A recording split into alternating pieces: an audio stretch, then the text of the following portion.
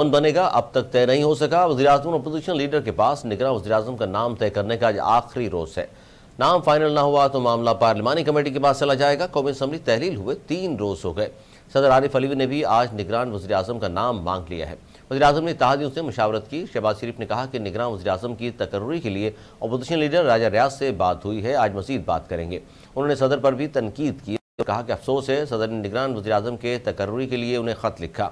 इस तकर्रुरी के लिए 8 दिन हैं। वज़ीर-ए-आज़म ने इत्तेहादियों के साथ ही एडजस्टमेंट करके इलेक्शन में उतरने की हिमायत कर दी है।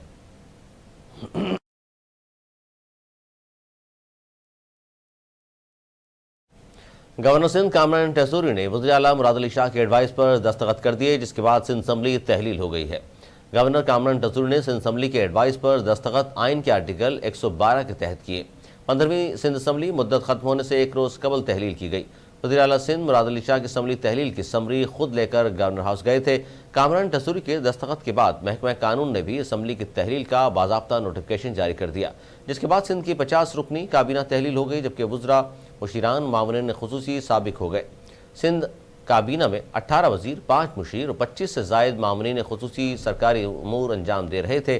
सिंध असम्बली अरकान ने 13 अगस्त 2018 को हल्फ लिया था।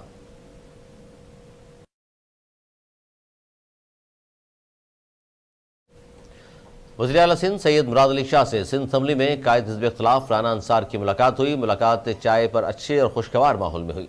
मुलाकात में दोनों रहनुमाओं ने एक दूसरे को सिंध असम्बली की मुद्दत पूरी होने पर मुबारकबाद दी।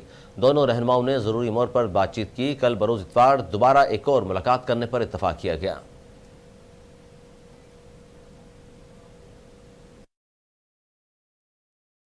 पाकिस्तान पीपुल्स पार्टी के सीनियर रहनुमा और साबिक वफाकी वज़ीर खुर्शीद शाह ने इंतखाबात की तारीख निगरान वज़ीर-ए-आज़म से मशरूत कर दी। मीडिया से गुफ्तगू करते हुए साबिक वफाकी वज़ीर खुर्शीद शाह ने कहा कि अगर सादिक संजरानी निगरान वज़ीर-ए-आज़म बने तो ये साइन ऑफ फ्यूचर पॉलिटिक्स होगा। अगर सादिक संजरानी वज़ीर-ए-आज़म बने तो पता चल जाएगा कि मुस्तकबिल की सियासत क्या होगी। खुर्शीद शाह ने कहा कि आर्मी चीफ मुहिब वतन है, उन्हें देखना चाहिए कि माजी में आमरों की वजह से कितना नुकसान पहुंचा है। दावे से कहता हूं, कोई भी आके बता दे कि मार्शल लॉ के दौरान मुल्क में कौन सी तरक्की हुई। आज तक हम अफगानिस्तान की आग में जल रहे हैं। उन्होंने कहा कि हम किसी पर पाबंदी लगाने के हक में नहीं हैं, लेकिन कुछ केसेस चेयरमैन पीटीआई की तरह होते हैं। 9 मई वाक़यात पर चेयरमैन पीटीआई को बख्शा नहीं चाहिए। कर्नल शेर खान के मुजस्समे की बेहरमती ने मुझे सबसे ज़्यादा तकलीफ पहुंचाई। हिंदुस्तान ने कर्नल शेर खान के लिए लिखा कि उसे निशान हैदर दो। एक सियासी जमात के लड़कों ने अपने लीडर के मिस गाइड करने पर जो किया वो तकलीफ दे है।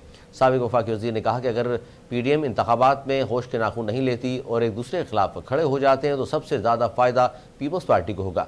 इलेक्शन हुए तो किसी और पार्टी की हुकूमत नहीं बन सकेगी, आइंदा भी इत्तेहादी हुकूमत ही बनेगी। खुर्शीद शाह ने supreme court review of judgment act कलअदम करार देने पर भी तनकीद की। उन्होंने कहा कि इस मुल्क के निज़ाम की तबाही में सबसे बड़ा हाथ अदलिया का है। पहले ये पोजीशन नहीं थी कि फैसले रियासत को हिट करते थे।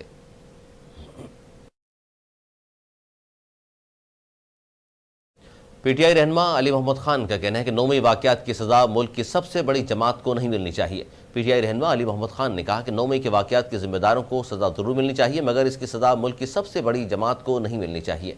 अली मोहम्मद खान ने कहा कि सियासी एहतजाज सियासी मुकदमात पर तो हो सकता है, कैंट के इलाकों में नहीं। साबिक वज़ीर आला परवेज़ खटक के दावों पर अली मोहम्मद खान ने कहा कि ख्वाब जागते हुए नहीं, रातों को देखने चाहिए।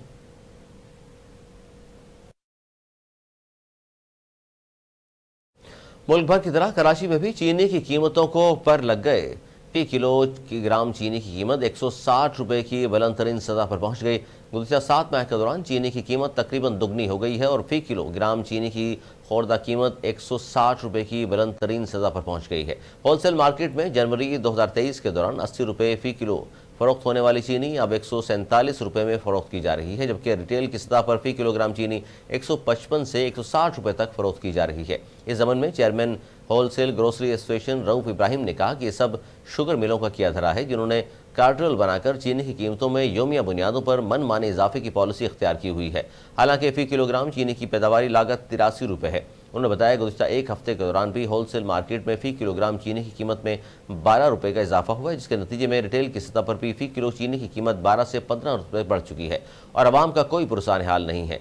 रऊफ़ इब्राहिम ने कहा कि शुगर मिलों को मफाद आमा में चीनी की बरामद की इजाज़त नहीं दी जानी चाहिए, क्योंकि इससे ज़ख़ीरा अंदोज़ों की चांदी हो गई है।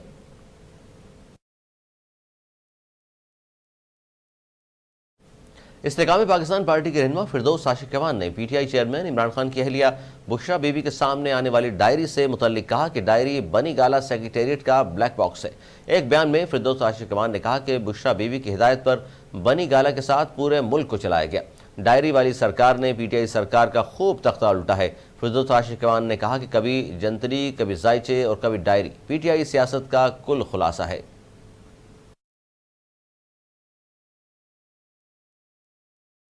پاکستان تحریک انصاف نے چیئرمین پی ٹی آئی کی اہلیہ بشرا بی بی سے منسوب ڈائری کے معاملے پر ردعمل جاری کر دیا۔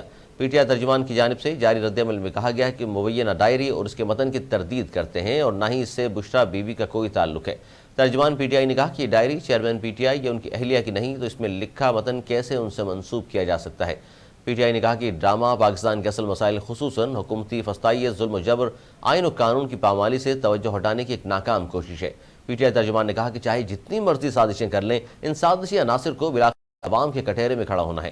پی ٹی آئی رہنما فرق حبیب نے اپنے ایک ٹویٹ میں کہا کہ پولیس زبان پار سے جو چیزیں اٹھا کر لے کر گئی اس میں ڈائری شامل نہیں تھی اور نہ ہی ہماری قانونی ٹیم نے ڈائری سے متعلق رپورٹ کی۔ انہوں نے کہا کہ بشرا بی بی گھریلو خاتون ہے، سیاست میں متحرک نہیں، لیکن ان سے متعلق مسلسل کردار کشی افسوسناک ہے۔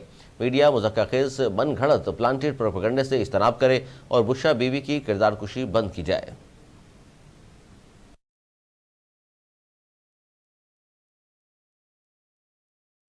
امریکی سیاسی جماعت ریپبلکن نے صدر بائیڈن کو یوکرین کے لیے $24 ارب امداد کی نئی درخواست واپس لینے کے لیے خط لکھ دیا ہے۔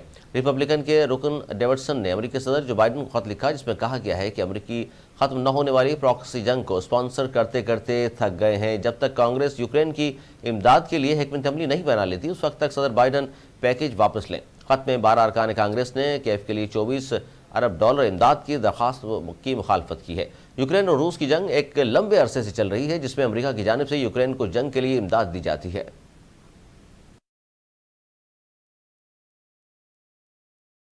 پاکستان ویمن فٹ بال ٹیم کی کپتان ماریہ خان نے سعودی فٹ بال کلب ایسٹرن فلمز سے معاہدہ سائن کر لیا ہے۔ قومی فٹ بالر سعودی عرب میں پروفیشنل فٹ بال کھیلنے والی پہلی پاکستانی خاتون فٹ بالر ہوں گی۔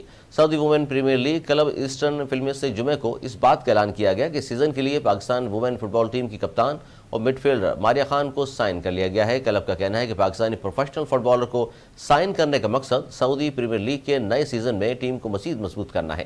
کلب کے پلیئر روسٹر کے مطابق اس کے پاس کولمبیا، الجزائر اور مراکش کے فٹ بالر بھی موجود ہیں۔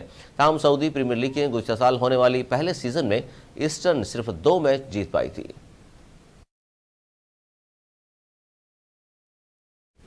شاہد آفریدی نے پاکستان ٹیم کو ورلڈ کپ کے لیے بھارت بھجوانے کے فیصلے کو درست قرار دے دیا۔ ایک انٹرویو میں سابق کپتان شاہد آفریدی نے کہا کہ کرکٹ اور سپورٹ سے بہتر کوئی ڈپلومیسی نہیں ہو سکتی۔ پڑوسیوں کا ایک دوسرے پر بہت حق ہوتا ہے۔ پاکستان مشکل وقت میں بھارت کو سپورٹ کیا۔ انہوں نے کہا کہ بال ٹھاکرے کی دھمکیاں اتنی آتی تھیں، تب بھی ہماری حکومت نے بھارت کو سپورٹ کیا۔ اس تعلق کو بہتر بنانا چاہیے۔ کرکٹ دونوں ملکوں کو قریب لاتی ہے۔